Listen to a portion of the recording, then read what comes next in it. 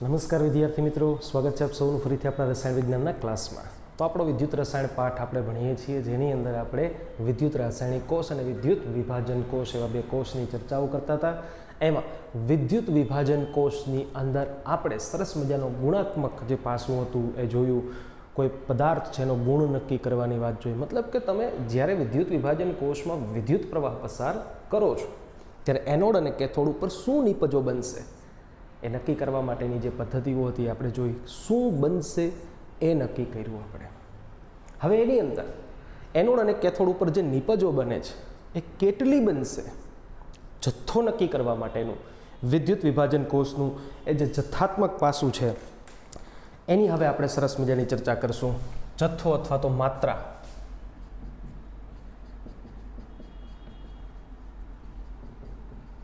માત્રાત્મક પાસું શું છે એની ચર્ચા કરીએ. વિદ્યુત વિભાજન કોષ કોને કહેવાય?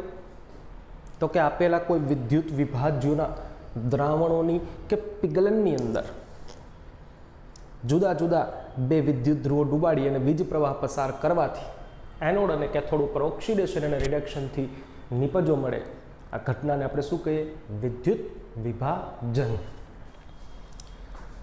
એનું માત્રાત્મક પાસું ફેરાડે નામના વૈજ્ઞાનિક એના બે નિયમોથી આપણને સમજાવવાની ટ્રાય કરી, પણ એની પહેલાં નાની એવી અમથી વાતો અમુક છે એને આપણે ખાસ. એક ઇલેક્ટ્રોન પરનો વીજભાર 1.6 × 10⁻⁹ કુલમ. આપ બધાને ખ્યાલ હશે. તો એક ઇલેક્ટ્રોન પરનો વીજભાર છે એના બદલે હવે હું 1 મોલ ઇલેક્ટ્રોન પરનો વીજભાર લખવા જાઉં તો એનો હિસાબ કંઈક આવી રીતે બેસે. 6.022 × 10⁻23 ગુણ્યા 1.6 × 10⁻⁹ 96487 લગભગ આપણે એને 96500 કુલંબ. એને ફેરાડેનો અચળાંક કહેવાય. એટલે 1 ફેરાડે બરાબર 96500 કુલંબ થાય, જેને 1 મોલ ઇલેક્ટ્રોન પરનો વીજભાર પણ કહેવાય. તો 1 મોલ ઇલેક્ટ્રોન લીધો છે અથવા 96500 કુલંબ લીધા છે અથવા 1 ફેરાડે લીધો છે એવું બધું જ તમે કહી શકો. અને 1 મોલ ઇલેક્ટ્રોન પણ કહી શકો. 1 મોલ ઇલેક્ટ્રોન હોય તો એને 1 ફેરાડે કહેવાય અને 96500 કુલંબ પણ કહેવાય. આ મગજમાં ખાસ યાદ રાખવાનું છે. સો કુલંબ અને ફેરાડે જ્યારે એકબીજામાં ફેરવવાના તમારે થાય ત્યારે કઈ રીતે ફેરવશો? તો કે જો તમને કુલંબ આપી દીધા છે એને તમારે 96500 વડે ભાગી નાખવાના એટલે ફેરાડે થઈ જાય. અથવા જો તમને ફેરાડે આપી દીધા છે તો એને 96500 વડે ગુણી નાખવાના એટલે શું થઈ જશે? કુલંબ થઈ જશે. કારણ કે 1 ફેરાડે બરાબર 96500 કુલંબ છે. એટલે આપેલા કુલંબને 96500 ભાગો તો એ ફેરાડેમાં ફરી જશે ને ફેરાડે આપ્યા એને 96500 ગુણો તો એક કુલંબમાં ફરી જશે. એકબીજામાં ફેરવતા આપણે આવડતા હોવા જોઈએ. આવું થોડું કેલ્ક્યુલેશન મગજમાં આપણે રાખવું જરૂરી છે. આ સિવાય થોડી વાતો છે, જેમ કે કુલંબ છે એની સંજ્ઞા ક્યુ છે. ક્યુ એટલે શું કરવાનું? કુલંબ કહેવાનું છે ને. એના બરાબર શું થાય? I × T પણ થાય છે. તો ક્યુ છે એ કુલંબમાં મપાય છે. કુલંબ બરાબર શું થાય? I × T પણ થાય છે. જે I શું છે? વિદ્યુત પ્રવાહ. શેમાં હશે? એમ્પિયરમાં. અને T શું છે? સમય. અને એ પણ ફિક્સ સેકન્ડમાં જ લેવાનો છે અહીંયા. તો આ એક સમીકરણ પણ તમને યાદ રહેવું જોઈએ. ક્યુ બરાબર I × T. બધા સમીકરણો જેમ જરૂર પડતા જશે એમ આપણે શીખતા પણ જશું. વધારાની કંઈ પણ જરૂરિયાતો હશે તો. પણ આ અમુક વાતો જે અત્યારે તમારા મગજમાં રાખવા જેવી છે હું કહેતો જાઉં છું. જેમ કે ક્યુ બરાબર કુલંબ બરાબર I × T થાય તો ફેરાડે બરાબર શું થાય? તો કે ફેરાડે બરાબર કુલંબના છેદમાં 96500 છે. હવે કુલંબ બરાબર 96500 છે. ફેરાડે બરાબર આપણે વાત કરી ને કુલંબના છેદમાં 96500 કુલંબ એટલે ક્યુ એની સંજ્ઞા આપણે રાખી છે. તો ક્યુના છેદમાં 96500 એટલે ફેરાડે. તો ક્યુ બરાબર તો IT છે. તો ITના છેદમાં 96500 ને F વડે પણ દર્શાવાય. ફેરાડેનો અચળાંક Fની જગ્યાએ હંમેશા શું મુકાય? 96500 કુલંબ. એટલે ફેરાડે કઈ રીતે ગણવાના? તો કે I આપ્યો હોય તો T/F કરો એટલે તમને ફેરાડે મળી જાય. ધીમે ધીમે જરૂરિયાત પડશે આ બધા સમીકરણોની. તો કુલમ શું છે, ફેરાડે શું છે, એમ્પિયર આપ્યા છે, એને T વડે ગુણો તો કુલમ મળી ગઈ. કુલમને 96,500 એટલે કે ફેરાડેના અચળાંક વડે ભાગો એટલે તમને ફેરાડેમાં વીજ પ્રવાહ મળી જાય. વીજ પ્રવાહ ફેરાડેમાં પણ મપાય છે અને કુલમ્બમાં પણ મપાય છે. ચલો નેક્સ્ટ એના પછીનો મુદ્દો હવે આપણે વાત કરીએ માત્રાત્મક પાસામાં ફેરાડેના સરસ મજાના બે નિયમો જે છે એમાંથી એમનો જે પહેલો નિયમ આપણને આપેલો છે માઇકલ ફેરાડેનો પહેલો નિયમ ખૂબ જ મહત્વની વાત કરે છે. માઇકલ ફેરાડે બધાને ધ્યાન અહીંયા આપવાનું છે. ફેરાડેનો પ્રથમ નિયમ વિદ્યુત વિભાજન માટે ફેરાડેના નિયમો હેડિંગ આવવું હોય એનો પહેલો નિયમ. બે નિયમ આપ્યા છે.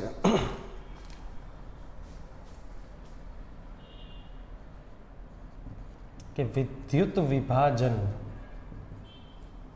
દરમિયાન કોનું વિદ્યુત વિભાજન થાય છે તો કે વિદ્યુત વિભાજ્યુના દ્રાવણ અથવા તો પિગલન ના વિદ્યુત વિભાજન દરમિયાન આપણા વિદ્યુત ધ્રુવો એટલે કે એનોડ અને કેથોડ પર જમા થતી નિપજોનો જથ્થો પસાર કરેલા વિદ્યુત પ્રવાહના સમપ્રમાણમાં હોય છે. વજન જથ્થો આપણે શેમાં માપીએ? વજન. વિદ્યુત ધ્રુવો પર જમા થતી નિપજોનો જથ્થો છે કોના સમપ્રમાણમાં હોય? પસાર કરવામાં આવેલા વિદ્યુત પ્રવાહના સમપ્રમાણમાં હોય. વિદ્યુત પ્રવાહ તમે શેમાં પસાર કર્યો છે? કુલંબમાં. તો આપણે એની સંજ્ઞા Q લખીએ. W ચલે છે Q. તો W બરાબર Q લખવું હોય તો કંઈક અચળાંક નાખવો પડે. એ અચળાંક અહીંયા જ્યારે વજનને તમે કુલંબ સાથે સરખાવો ત્યારે અચળાંક છે Z છે, જ્યાં Z બરાબર વિદ્યુત રાસાયણિક તુલ્યાંક. આ અચળાંકનું નામ શું છે? વિદ્યુત રાસાયણિક તુલ્યાંક. ટેક્સ્ટ બુકમાં તો એના વિશે કંઈ જ આપેલ નથી.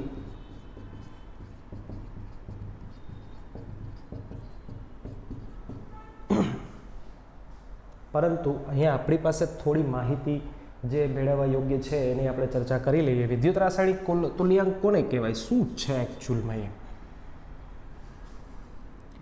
તો કે એક કુલંબ પ્રવાહ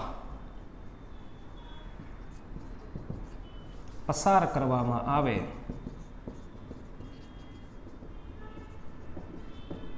ત્યારે મળતા નિપજના જથ્થાને વિદ્યુત રાસાયણિક, ટૂંકમાં લખું છું, તુલ્યાંક Z કહેવાય. એક કુલંબ પ્રવાહ પસાર કરો ત્યારે જે નિપજનો જથ્થો મળે એ એટલે વિદ્યુત રાસાયણિક તુલ્યાંક Z. હવે એ કેટલું થતું હશે આપણે ગણવું પડશે, સમજવું પડશે ને ભણવું પડશે. તો અહીંયા થોડી જગ્યા છોડી દેવાની છે એનું કેલ્ક્યુલેશન કરવા માટે. અહીંયા થોડી એવી જગ્યા આપણે ખાલી છોડી દેવાની છે. એટલે અહીંયા આ સમીકરણ પણ મગજમાં રાખશું. W બરાબર ZQ. એમાં ઝેડની કિંમત લખશું, હજી તારવવાની બાકી છે. તો અહીંયા થોડી જગ્યા છોડી દેશું.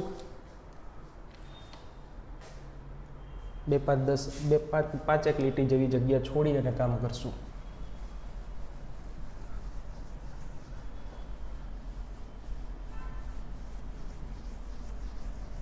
ચાલો બધા ધ્યાન આપો બોર્ડ ઉપર. ફરી પાછું હવે તમારી પાસે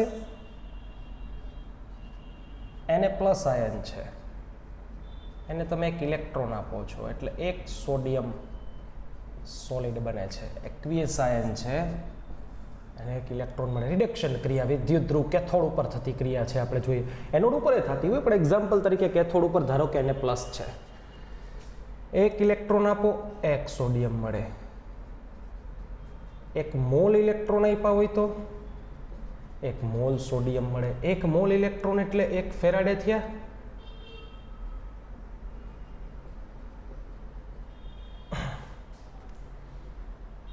Na પ્લસ આયનને 1 ફેરાડે વીજ પ્રવાહ આપવામાં આવે તો 1 મોલ સોડિયમ ધાતુ બને, આવું તમે કહી શકો. પણ મેગ્નેશિયમ આયન હોય તો એને તમારે 2 ઇલેક્ટ્રોન અથવા તો 2 મોલ ઇલેક્ટ્રોન અથવા તો 2 ફેરાડે પ્રવાહ આપો, ત્યારે તમને 1 મોલ મેગ્નેશિયમ છે એ મળશે. અને એની જગ્યાએ જો એલ્યુમિનિયમ આયન હોય તો એને તમારે 3 ઇલેક્ટ્રોન આપવા પડે, ત્યારે તમને 1 એલ્યુમિનિયમ એટલે કે 3 ફેરાડે પ્રવાહ પસાર કરો ને ત્યારે 1 મોલ તમને શું મળે છે? એલ્યુમિનિયમ મળે છે.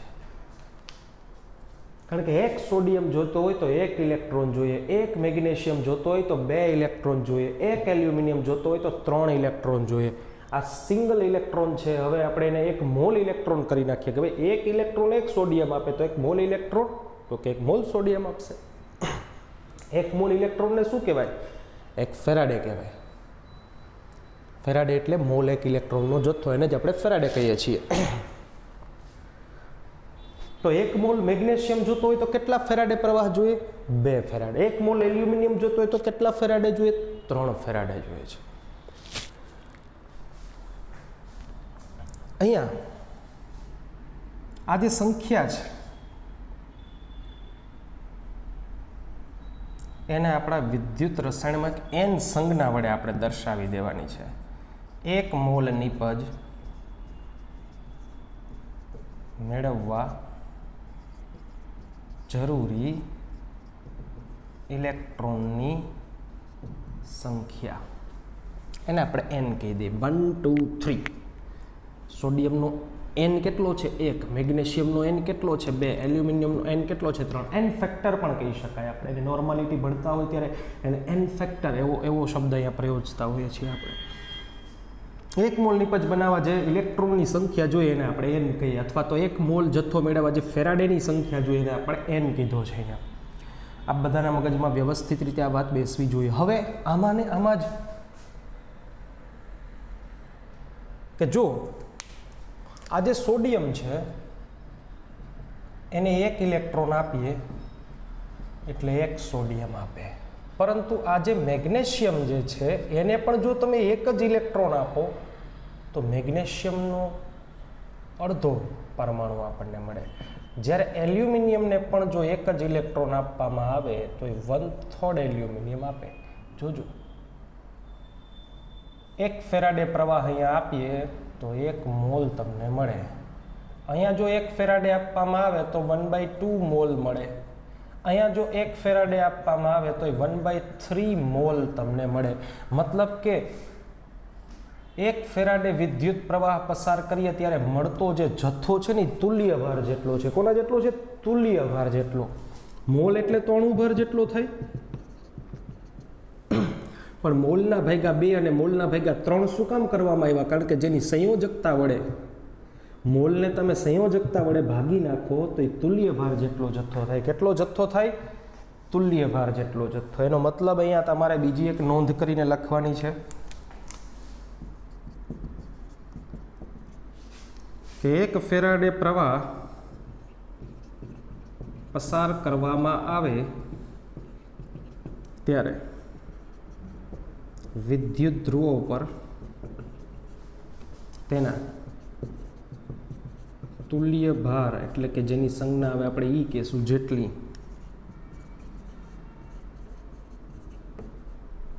નિપજ મળે છે.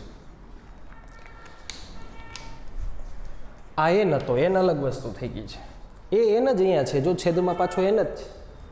1/n જેટલી નિપજ મળે. જ્યારે 1 ફેરાડે પ્રવાહ પસાર કરો ત્યારે કેટલી નિપજ મળે? 1/n. n બરાબર કેટલા છે? અહીંયા 2 છે, અહીંયા 3 છે. 1/n જેટલી નિપજ મળે. 1/n એટલે શું હોય?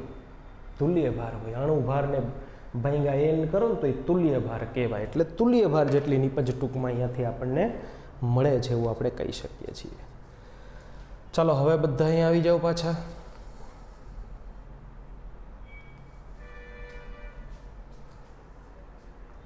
તો આ વાક્ય જે છે એને આપણે અહીંયા લાગુ પાડીએ કે 1 ફેરાડે બરાબર 1 મોલ, 1 ફેરાડે બરાબર અડધો મોલ, 1 ફેરાડે બરાબર 1/3 મોલ.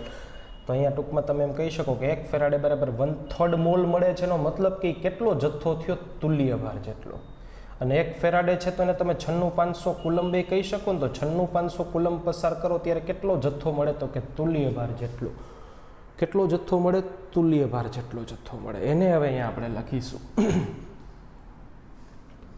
કે 1 ફેરાડે અથવા એને 96500 કુલંબે કહી શકાય ને, પ્રવાહ પસાર કરવામાં આવે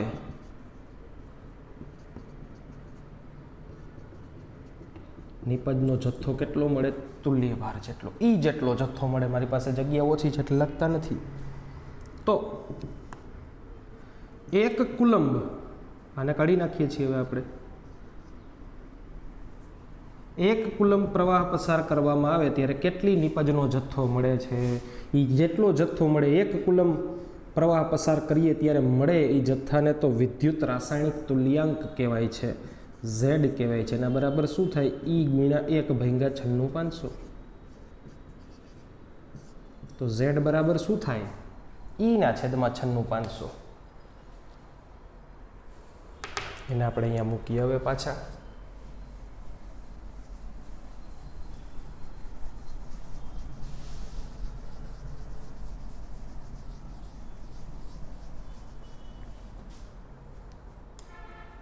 તો W બરાબર ZQ, ને Z બરાબર તો શું છે? ઈના છેદમાં 96500 ઇન્ટુ Q. ધ્યાનથી વાતને સમજજો. વજન બરાબર ઈ એટલે શું છે? તુલ્ય ભાર.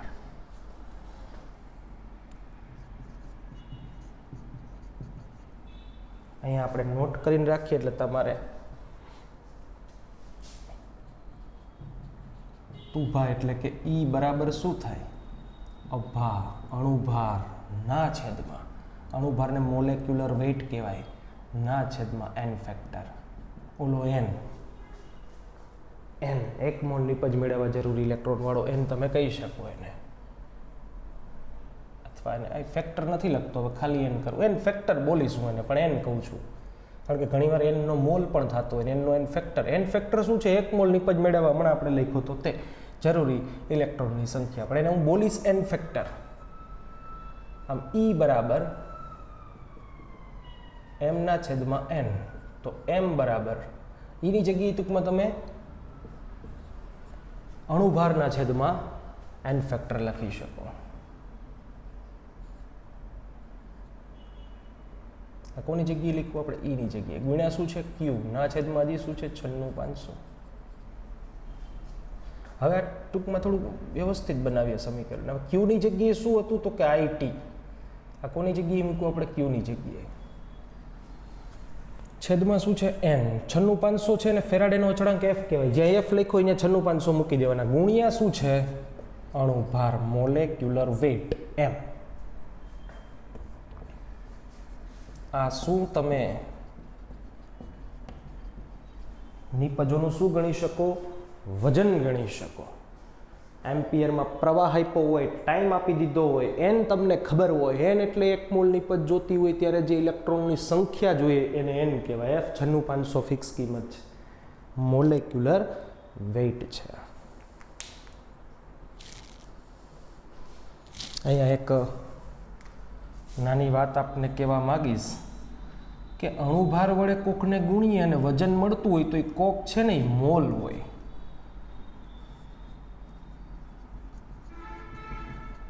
મોલ ગુણ્યા અણુભાર.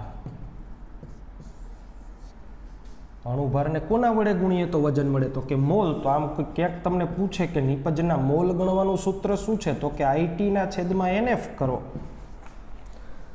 આઈટીના છેદમાં એનએફ કરો એટલે તમને શું મળે? નિપજના મોલ. શોર્ટકટ, વાર્તા પૂરી થઈ ગઈ. દાખલા પૂછાય આઈટીના છેદમાં એનએફ. આઈ એટલે એમ્પિયર, ટી એટલે સેકન્ડમાં સમય, એન એટલે ઇલેક્ટ્રોનની સંખ્યા અને એફ એટલે 96500. આટલું કરો એટલે નિપજના મોલ મળે. અને મોલને મોલેક્યુલર વેઇટ વડે તમે ગુણો એટલે નિપજનું વજન મળે. વાર્તા પૂરી. જથ્થાત્મક પાસું ભણીએ છીએ, માત્રાત્મક પાસું ભણીએ છીએ. જથ્થો ગણવાનો હોય. બીજો નિયમ,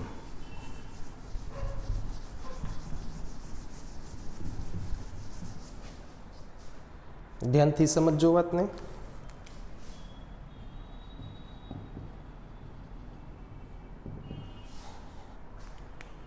બીજો નિયમ શું કહે છે?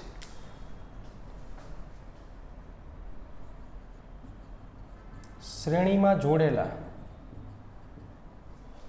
એકથી વધુ વિદ્યુત વિભાજન કોષમાંથી એક સમાન વિદ્યુત પ્રવાહ પસાર કરવામાં આવે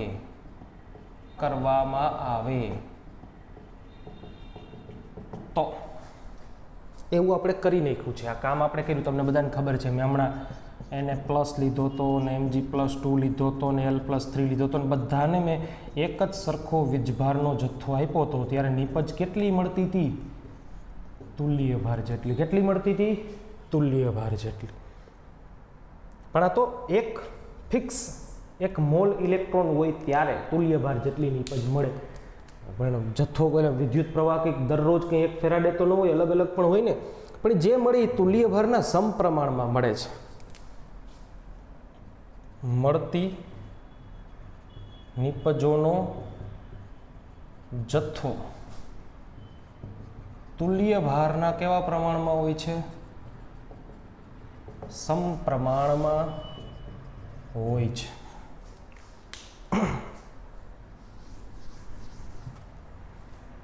શ્રેણીમાં જોડવું એટલે શું? તો કે આ એક હોય ને આ બીજો કોષ હોય ને ત્રીજો કોષ હોય. આમાં એક એનોડ હોય ને એક કેથોડ હોય. અહીંયા પણ એક એનોડ હોય ને એક કેથોડ હોય. અહીંયા પણ એક એનોડ હોય ને એક કેથોડ હોય. તો આ બધાને એક જ વાયરથી, મતલબ એક ધન છેડો હોય ને બીજો ઋણ છેડો હોય, પણ ધન છેડો દાખલા તરીકે બધાને એક જ સરખા, તો બધાને એક જ સરખો પાવર મળે. એક આપ્યો હોય તો એક, બે આપ્યો હોય 2, 3, એક જ સરખો વિદ્યુત પ્રવાહ મળે બધાને. ત્યારે ત્રણેયની અંદર મળતી નીપજોનો જે જથ્થો હોય એ પસાર કરેલા વિદ્યુત પ્રવાહના સમપ્રમાણમાં હોય એવું પહેલા નિયમમાં કીધું. અહીંયા મળતો નીપજનો જથ્થો છે તુલ્ય ભારના સમપ્રમાણમાં હોય છે. એનો મતલબ કે જો તમારે ઇક્વલ્સ ટુ લખવું હોય તો સાથે કંઈક શું મૂકવો પડે? અચળાંક મૂકવો પડે. એનો મતલબ કે ડબલ્યુના છેદમાં ઈની કિંમત કેવી થાય? અચળ થાય. પછી પહેલા પાત્રમાં ગણો, બીજામાં ગણો કે ત્રીજામાં ગણો. ધારો કે પહેલા પાત્રમાં મળતી નીપજનું વજનને હું W1 કહું, એનો તુલ્ય ભાર E1 છે. બીજા પાત્રમાં W2 અને E2 કહું, ત્રીજા પાત્રમાં W3 અને E3 કહું. આવું લખી શકાય. કારણ કે બધાની કિંમત કોઈ એક અચળાંક બરાબર હોય અને એ અચળાંક કોના પર આધાર રાખતો હોય? પસાર કરેલ પ્રવાહી. તો બધામાં કેવો આપ્યો? સરખો. મતલબ બધાના માટે આ જે કઈ અચળાંક છે એ ફિક્સ વેલ્યુ છે.